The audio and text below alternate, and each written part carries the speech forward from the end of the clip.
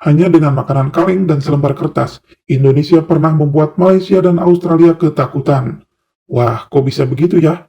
Biar gak penasaran, tonton videonya sampai selesai. Semuanya akan dibahas di channel YouTube Sahabat 62. Tapi sebelumnya, bagi yang belum subscribe channel ini, silahkan subscribe dan klik tanda lonceng di pinggirnya agar sahabat selalu mendapatkan notifikasi update video terbaru dari channel kami. Oke, kita lanjutkan. Judul di atas bukan isapan jempol atau karangan admin semata, tapi ini adalah catatan sejarah asli Indonesia, dikutip dari laman tniau.mil.id. Pada tahun 60-an, kekuatan Angkatan Udara Indonesia bisa dibilang paling kuat di kawasan Asia Tenggara, bahkan di kawasan Asia sekalipun. Betapa tidak, waktu itu TNI Angkatan Udara diperkuat ratusan pesawat mutakhir di masanya, seperti 20 jet tempur MiG-21, 49 pesawat tempur MiG-17, 10 jet tempur supersonik bermesin ganda MiG-19, 30 pesawat tempur MiG-15, dan 24 pesawat pengebom canggih kelas berat Tupolev Tu-16. Semua pesawat itu didatangkan dari blok timur Uni Soviet, karena waktu itu Amerika memberlakukan embargo kepada Indonesia, sehingga pesawat buatan Amerika dan sekutunya yang dimiliki Indonesia seperti pembom B-21 Mitchell dan P-51 Mustang kekurangan suku cadang. Padahal, waktu itu Indonesia sedang membutuhkannya untuk menghadapi pemberontakan PRRI dan Permesta, serta untuk operasi Trikora Irian Barat. Lalu, kapan kejadiannya Indonesia menggertak Malaysia dan Australia itu?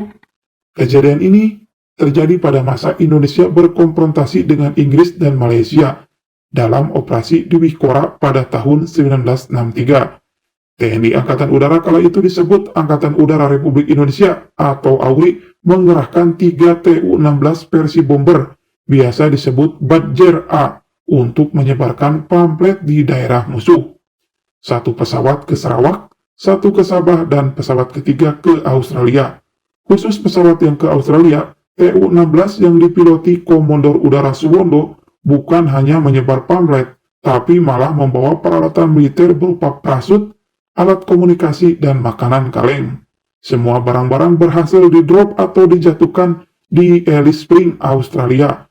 Daerah ini persis di tengah benua Australia, untuk menunjukkan bahwa pesawat pembom AURI mampu mencapai jantung benua kanguru tanpa bisa dideteksi radar lawan. Padahal waktu itu, Alice Springs dijaga oleh sistem radar canggih over the horizon untuk memantau seluruh kawasan Asia Pasifik.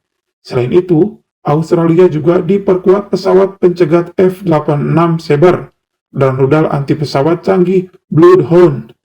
Tu-16 dapat kembali ke Madiun dengan selamat dan hanya butuh waktu 8 jam untuk bisa menyusup ke jantung Australia. Penyusupan ke Malaysia dipimpin oleh Suji Jantono bersama Letnan Kolonel Sarjono.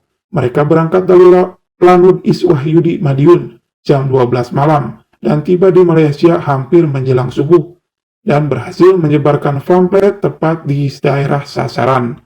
Mereka kembali ke Iswahyudi dan mendarat dengan selamat pukul 8.30 pagi. Artinya, kurang dari 10 jam penerbangan bisa mencapai Malaysia. Semua Tu-16 kembali dengan selamat. Wah, hebat sekali bukan? Untungnya saat itu bukan bom yang dibawa pembom Tu-16, tapi hanya pamflet dan makanan kaleng. Sekedar untuk menggertak Australia dan Malaysia. Kalau saja yang dijatuhkan bom, bisa dibayangkan kerusakan seperti apa yang akan dialami Australia dan Malaysia. Seperti yang kita ketahui, Tu-16 Badger memang menakutkan. Pembom bermesin ganda ini memiliki panjang 34,8 meter, sementara rentang sayapnya 33 meter, mampu terbang sejauh 7.200 km dengan kecepatan maksimal 1.050 km per jam. Pesawat ini bisa membawa bom hingga 9 ton.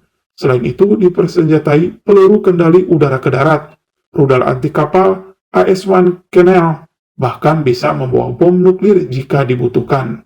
Dari sejarah tadi bisa disimpulkan betapa pentingnya kekuatan udara sebagai daya deteran. Sampai di sini sejarah yang bisa kami sampaikan. Silahkan tuliskan pendapat sahabat di kolom komentar video ini. Sampai berjumpa lagi di video-video menarik lainnya hanya di channel Sahabat 62.